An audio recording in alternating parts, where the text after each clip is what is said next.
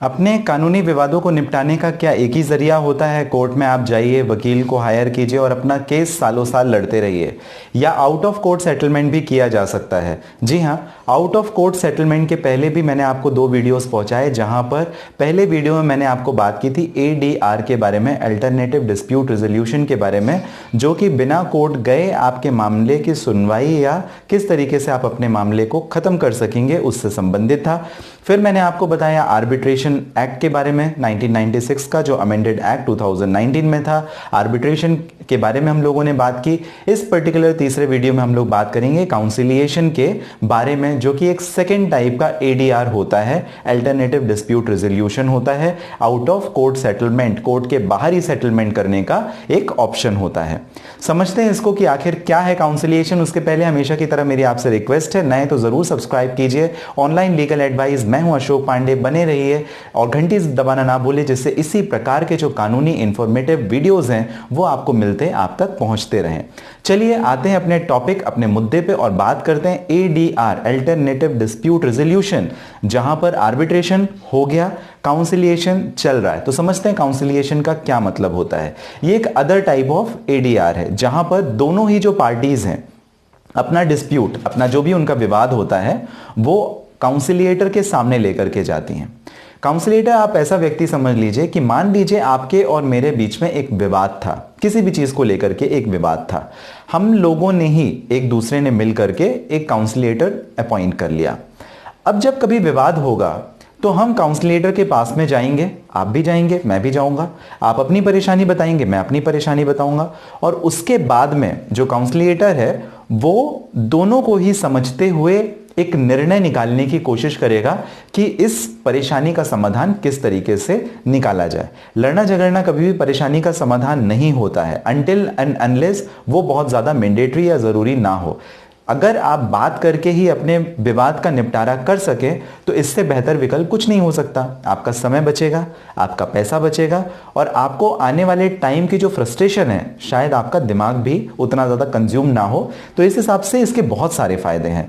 तो काउंसिलिएशन में सबसे महत्वपूर्ण बात यह है कि आपके जो भी तथ्य हैं या आपके जो भी एविडेंस है, जो भी आप सबूत देना चाहते हैं, जो भी आप कहना चाहते हैं, सारी की सारी बातें जो भी आप दोनों ने ही या 2 से ज्यादा है तो भी काउंसिलिएटर के सामने आप अपनी बात रख सकते हैं। रखने के बाद उस परेशानी के हिसाब से काउंसिलिएटर एक समाधान निकालने की कोशिश करेगा। आप अपनी तरफ से भी सुझाव दे सकते हैं कि इस प्रॉब्लम का सजेशन इस तरीके से हो सकता है या निराकरण इस तरीके से हो सकता है।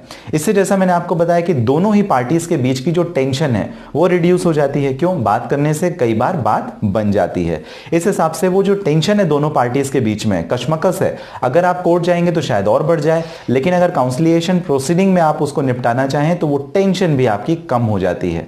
ये आप लोग के इंटरेक्शन को भी ज्यादा बेहतर करता है। क्यों? जब आप एक टेबल में आमने सामने साथ में बैठते हैं और बात करते हैं तो विवाद होने की स्थिति तो होती है, लेकिन जो काउंसिलिएटर है समझाइश के दौरान वो जब सारे मामले को समझता है तो इंटरप्रिटेशन जो आपने दिया है उसकी व्याख्या को भी समझते हुए उसका एक समाधान निकालने की कोशिश करता है। कहीं ना कहीं आपकी तरफ से या ऑपोजिट पार्टी की तरफ से जो भी गलती है उसका एक बेहतर निराकरण निकाला जा सकता है, एक्सप्लोर किया जा सकता है।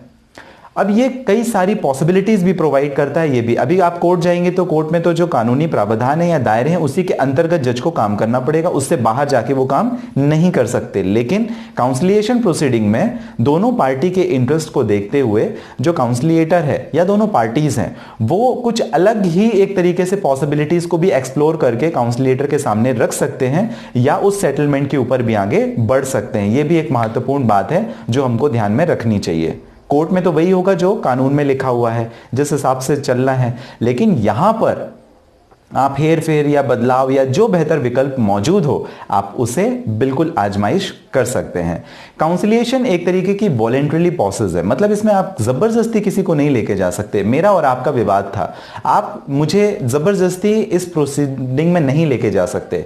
इसके लिए आपको मुझे दोनों को समझना होगा, और जब दोनों अग्री होंगे तभी ये खुद की मर्जी और इच्छा से इसे एग्जीक्यूट करने वाली ये बात होती है काउंसिलिएटर के सामने जाना और अपने प्रॉब्लम का सॉल्यूशन निकालना। अब इसमें एक, जैसा मैंने आपको इसके पहले ही बताया कि काफी फ्लेक्सिबल प्रोसीडिंग होती है। आपस में आराम से बैठते हैं, बात करते हैं और जो भी प्रॉब्लम है उसका निराकरण उस हिसाब से निकालने की कोशिश की जाती है। अब इसी वजह से ये आपका समय, आपका पैसा, आपकी एनर्जी तीनों को सेव करता है। बहुत ही बड़ा एक जो डिफरेंस होता है वो ये कि आर्बिट्रेशन में आर्बिट्रल अवार्ड जो होता है वो पार्टीज के ऊपर बाइंडेड होता है, बाइंड रहता है, मतलब उससे आप मुकर नहीं सकते जब तक कि बहुत ज्यादा वो ऐसा विरोधाभास उससे उत्पन्न ना हो। लेकिन जो काउंसिलिएटर है वो जबरदस्ती आपके ऊपर कोई ऑर्डर थोप नहीं सकता तब तक जब तक कि आपने कोई पर्टिकुलर अग्रीमेंट उससे संबंधित साइन नहीं किया हो। अगर आपने कोई अग्रीमेंट साइन किया, मतलब आप ऐसा समझिए मेरे और आपके बीच में डिस्प्यूट था, हम लोगों ने जो काउंसिलेटर अपॉइंट किया था उसके पास में गए, उसने उसका डिसीजन का समझौता एक निकाल दिया, उसका निराकरण निकाल दिया कि भाई ये रास्ता है। अब वो हमारे बीच में बाइंडिंग नहीं है अभी तक, लेकिन अगर हमने एक अग्रीमेंट उसी से संबंधित साइन कर लिया या मेमोरेंडम ऑफ अंडरस्टैंडिंग बना लिया तो ये आपके और मेरे दोनों के ऊपर अब ऑब्लिगेटरी हो जाएगा कि आप भी उसे फुलफिल करें, मैं भी उसको फुलफिल करूं, पूरा करूं। तो इस हिसाब से ये बहुत ही जरूरी है जिससे काउंसिलिएटर प्रोसीडिंग या काउंसिलिएशन की पूरी प्रोसीडिंग इन्वॉल्व होती है। अब ये रिस्क फ्री भी होता है, इसमें कुछ रिस्क नहीं है, आपका गया तो कुछ नहीं। अगर आप बात करके अपने विवाद का निपटारा कर सके तो इससे बेहतर कुछ है नहीं। और ये नॉन ऑब्लिगेटरी भी है, जैसा मैंने आपको बताया, तब तक जब तक दोनों ही पार्टी सोचने समझने के बाद अग्री होकर के इस प्रॉपर अग्रीमेंट को साइन ना कर दें। अगर आपने साइन कर दिया तो उसके बाद तो एज ऑब्वियस वो ऑब्लिगेटरी रहेगा, लेकिन तब तक नहीं है जब तक आपने साइन नहीं किया।